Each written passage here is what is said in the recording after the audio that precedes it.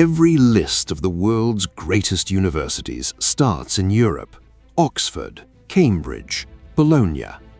But there's one name that never makes those lists, even though it should be first, because over 1100 years ago, in a North African city, a young woman, recently widowed, newly wealthy, and deeply devout, made a decision that would quietly reshape the entire history of human knowledge. Her name was Fatima al-Fihri. She was born around 800 AD in Cairo, modern-day Tunisia, into a wealthy merchant family. When her father died, he left her and her sister Mariam a significant inheritance. Most women of that era had little say in how wealth was used. Fatima used hers to change the world. The family had migrated to Fez, Morocco, one of the most intellectually vibrant cities in the Islamic Golden Age. Scholars, poets, theologians, mathematicians all gathered there. Ideas moved like water. Fatima had been educated, unusually so for the time. She studied Islamic jurisprudence and hadith. She understood what good scholarship looked like, and she saw a gap. The mosques were full, the scholars were overflowing. There was no dedicated institution, no permanent home for learning. So in 859 AD, she commissioned the construction of the University of Al Carowan. She reportedly fasted for the entire duration of construction, a personal vow she made to God, and only broke her fast the day it was complete. But here's what most people don't know about what was taught inside those walls.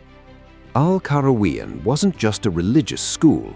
Yes, it taught Quranic studies and Islamic law, but it also taught grammar, rhetoric, logic, astronomy, history, and music. It became a magnet for the greatest minds of the medieval world. Muslim, Jewish, and Christian scholars all passed through its gates. Pope Sylvester II, before he became pope, studied in Islamic Spain and North Africa, absorbing knowledge that he later brought back to Europe. Some historians believe the Hindu-Arabic numerals, the ones you use every day, spread to Europe partly through this scholarly network. The zero, the concept of zero, foundational to every computer, every phone, every piece of modern technology, traveled a road that ran through cities like Fez. Now, some historians debate the precise definition of university. Was Al Qarawiyyin structured exactly like a modern university? Not identically, but the Guinness World Records officially recognizes it as the oldest continuously operating educational institution in the world. It has been teaching students without interruption for over 1165 years. And what happened to Fatima's legacy and to the university in the modern era? That story is just as remarkable. Al-Qarawiyyin survived wars, dynasties rose and fell around it, empires came and went, the university endured.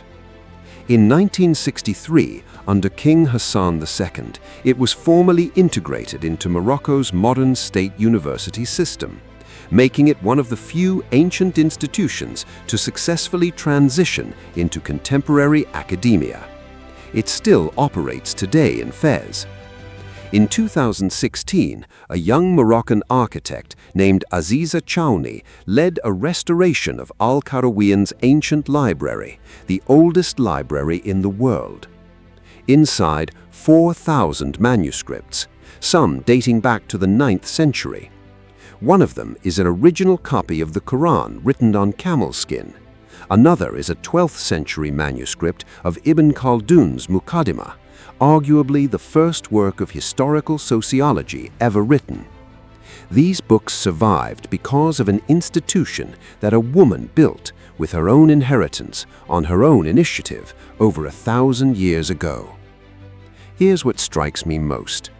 Fatima al-Fihri didn't wait for permission. She didn't wait for a king to honor her or a scholar to validate her idea. She had the means, she had the vision, and she acted. Oxford was founded in 1096, Bologna in 1088. Cambridge in 1209, al-Qarawiyyin 859. The world's first university was funded by a Muslim woman, and most people have never heard her name. History is full of people like Fatima, people whose contributions were quietly erased, misfiled, or just never taught in the curriculum you grew up with. This channel exists to find them. If this story is new to you, that's not your fault, but now you know. And if you think someone else should know it too, share this video. It takes 3 seconds and it means more than you think. Subscribe so you don't miss the next one. See you then.